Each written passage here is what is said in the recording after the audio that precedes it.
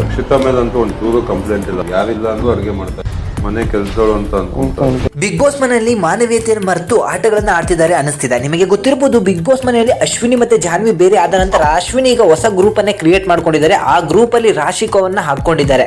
ನಿಮಗೆ ಗೊತ್ತಿರಬಹುದು, ನಿನ್ನೆ ತಾನೇ ಒಂದು ಟಾಸ್ಕ್ ಅನ್ನ ಕೊಡ್ತಾರೆ, ಕಬಡ್ಡಿ ಟಾಸ್ಕ್ ಅನ್ನ.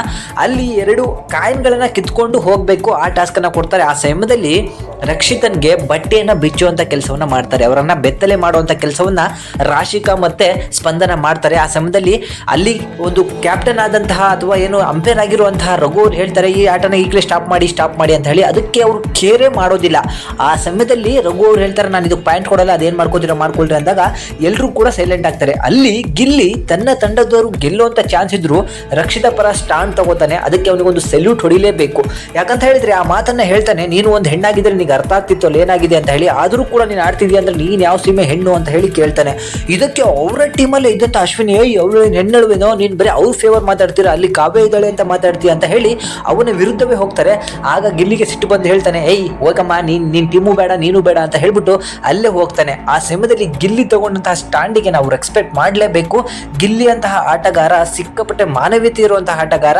ಸೊ ತಂಡ ಎಲ್ಲಾದ್ರೂ ಹೋಗ್ಲಿ, ಒಂದು ಹೆಣ್ಣಿಗೆ ಮರ್ಯಾದೆಯನ್ನ ಕೊಡಬೇಕು. ಅವಳ ಬಟ್ಟೆಯನ್ನ ಬಿಚ್ಚಿ ಗೆಲ್ಲುವಂತಹ ಚಾನ್ಸಸ್ ಏನ್ ಬಂದಿದೆ.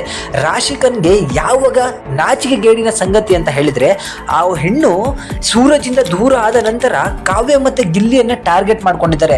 ಇವರಿಬ್ರು ಕೂಡ 1 ತಿಂಗಳಾಯ್ತು ಎಷ್ಟು ಚೆನ್ನಾಗಿ ಅನ್ಯೋನ್ಯವಾಗಿದ್ದಾರೆ, ಇವರನ್ನ ಹೇಗೆ ದೂರ ಮಾಡಲಿ, ಬಂದು ಕೇವಲ 1 ವಾರಕ್ಕೆ ನನಗೂ ಸೂರಜ್ಗೂ ದೂರ ಮಾಡಿಬಿಟ್ರು ಅಂತ ಹೇಳಿ ಈಗ ಕಾವ್ಯನ ಟಾರ್ಗೆಟ್ ಮಾಡ್ತಿದ್ದಾರೆ, ಗಿಲ್ಲಿಯನ್ನ ಟಾರ್ಗೆಟ್ ಮಾಡ್ತಿದ್ದಾರೆ. ಹಾಗೆ ಇವರೆಲ್ಲರ ಜೊತೆಗೆ ಚೆನ್ನಾಗಿರುವಂತಹ ರಕ್ಷಿತನ್ನು ಕೂಡ ಟಾರ್ಗೆಟ್ ಅನ್ನ ಮಾಡ್ತಿದ್ದಾರೆ.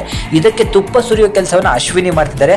ಅಶ್ವಿನಿನೂ ಕೂಡ ಒಂದು ಹೆಣ್ಣಾಗಿದ್ದಾರೆ. ಇವರನ್ನ ಬಟ್ಟೆ ಬಿಚ್ಚಿ ಆಟ ಆಡಕ್ಕೆ ಕಳಿಸಿದ್ರೆ ಇವರು ಹೀಗೆ ಅವಮಾನ ಆಗ್ತಿತ್ತು, ಹಾಗೆ ಆ ರಕ್ಷಿತನಿಗೂ ಕೂಡ ಅವಮಾನ ಆಗಿದೆ. ಇದಕ್ಕೆ ಸ್ಟ್ಯಾಂಡ್ ತಗೊಂಡಿರುವಂತಹ ಗಿಲ್ಲಿ ಮೇಲೆ ಸಿಕ್ಕಾಪಟ್ಟೆ ರೆಸ್ಪೆಕ್ಟ್ ಬಂದಿದೆ. ಗಿಲ್ಲಿ 100% ಆಟಗಳನ್ನ ಆಡ್ತಿದ್ದಾನೆ. ಅವನು ಕಾಮಿಡಿ ಆದ್ರೂ ಇವತ್ತೇ ಫಸ್ಟ್ ಟೈಮ್ ಒಂದು ಸಿಟ್ಟಿಂದ ಮಾತಾಡಿದ್ದು ಅಂದ್ರೆ ಅದು ರಾಶಿಕನ ವಿರುದ್ಧ, ಅದು ಒಂದು ಹೆಣ್ಣಿನ ಪರವಾಗಿ ಮಾತಾಡ್ದ, ಒಂದು ಹೆಣ್ಣಿಗೆನೆ ಮಾತಾಡ್ದ ಅನ್ನೋದು ರೆಸ್ಪೆಕ್ಟ್ಫುಲ್. ಈ ವಾರನೂ ಕೂಡ ಗಿಲ್ಲಿಗೆ ಎಲ್ಲೋ ಒಂದು ಕಡೆ ಕಿಚ್ಚನ ಚಪ್ಪಾಳೆ ಬರ್ಬೋದು. ಹಾಗೆ ಎಲ್ಲಿ ನ್ಯಾಯ ಇರುತ್ತೋ ಅಲ್ಲಿ ಗಿಲ್ಲಿ ಇರ್ತಾನೆ ಅನ್ನೋದಕ್ಕೆ ಮತ್ತೆ ಉದಾಹರಣೆ ಆಗಿದ್ದಾನೆ.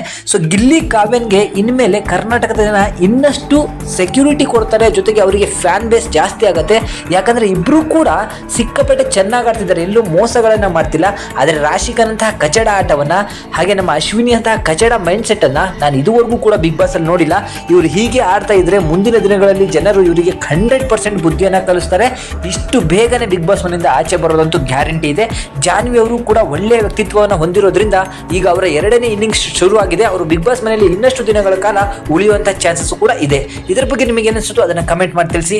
Thank you.